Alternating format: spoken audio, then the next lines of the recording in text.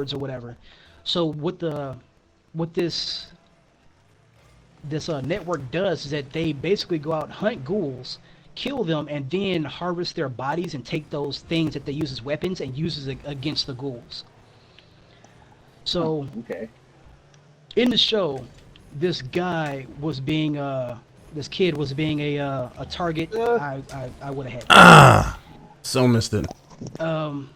This kid was being a target, and he was being chased after this serial killer, this ghoul, this female that preys on guys. She lured him to this area. She bit into him, and above them was like a crane or something like that held steel beams. Somebody took out the chain, and it crushed both of them. Oh.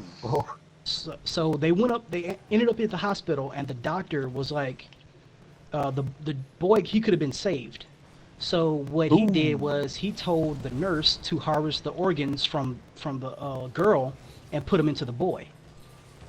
Now it sounds like, oh well, that's simple, but when he did that, he ended up turning him into a half ghoul.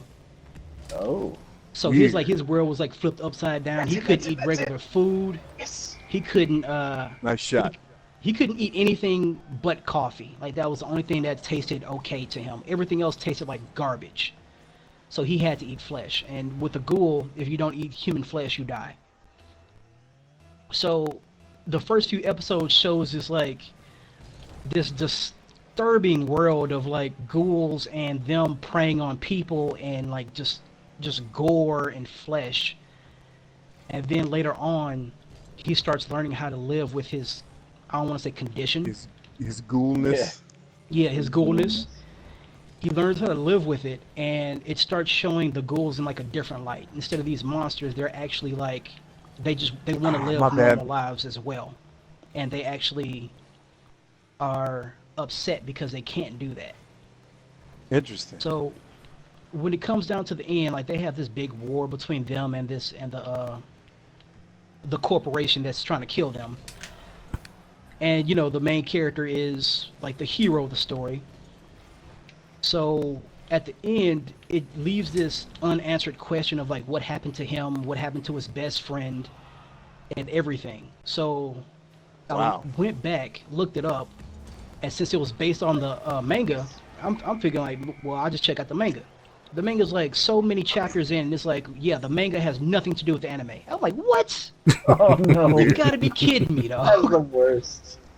It has the same characters, almost the same premise, but it goes in a completely different direction. So everything that happened in the anime is like, yeah, it definitely did not happen that way in the story. So if you want to get the full story, you have to pretty much start at chapter 1. Something like that, I was like, yeah, I'm done. Like, there's no reason for me to do that. I'm not doing that. That's crazy.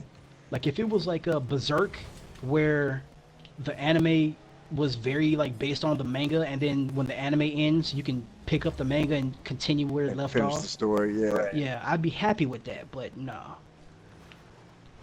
So my next recommendation to the group is Cromartie High School. I think I recommended that to you already, Jolly, but I don't think I've said it to the other guys. Cromartie High School. What is that one? Oh, that is awesome. It's other than Samurai Champloo and freaking Eden. Which is coming back, by the way. I don't know if you guys heard about that. No, what?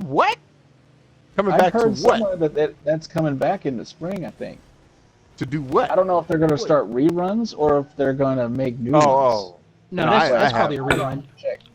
I don't need reruns. I got the DVDs. I got all that. Oh, you that big of a... It's on Netflix. Like, I'm good. That's a goal. They pretty much finished that one really good though. Yeah, there's nothing they like.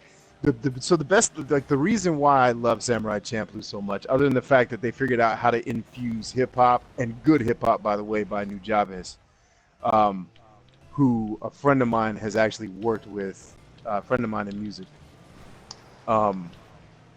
It's just like, if you know Japanese history, the whole story centers around a major event that basically was at the height of the changes that were going on in Japan, Like it deals with the American occupation, all things that happened before like World War II, before like our trade embargoes happened that led to them bombing Pearl Harbor. There was some stuff that we did prior to that.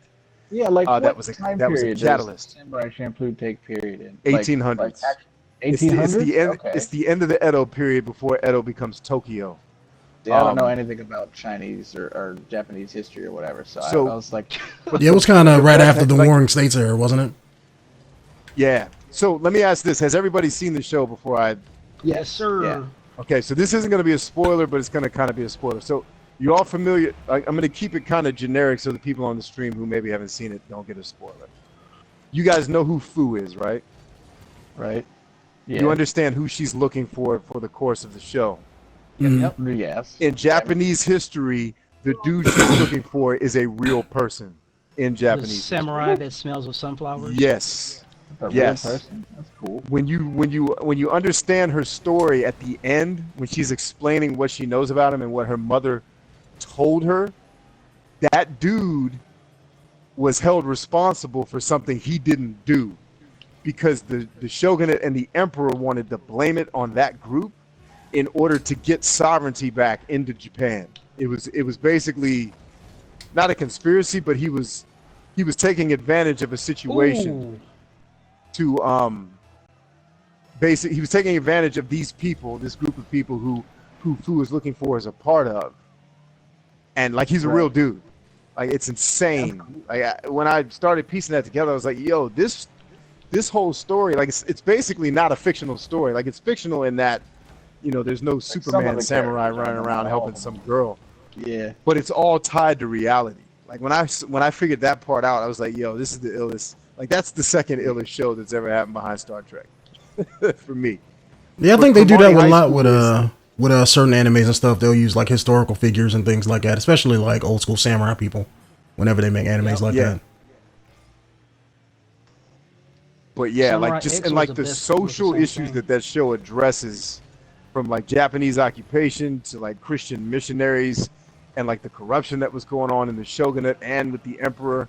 Like, it's insane the amount of stuff they covered. All right, clear. Yeah, that baseball episode was hilarious. Oh, dude, Yeah. I loved it. that episode is so dope. But yes, watch Cromartie High School. It sounds like Denonu has seen it. I can't even Damn. explain How Cromartie did I High do School to that? you. You just have to watch it. Like there is no other anime, I think, in existence that is Cromartie High School. Like I can't compare it to something. You will never look at afros and school pencils again. Yeah, like it's insane and it's so dope. Like it depends on the type of person you are. Like I like subtle, real sarcastic satire type humor, and it's like there's so many social things that they're addressing with that show, but like it's so subtle, like it'll get lost because the show just comes across as these are just a bunch of dumb high school kids, but when you understand like the things they're actually addressing, like just the social norms of human society, it's freaking crazy, man.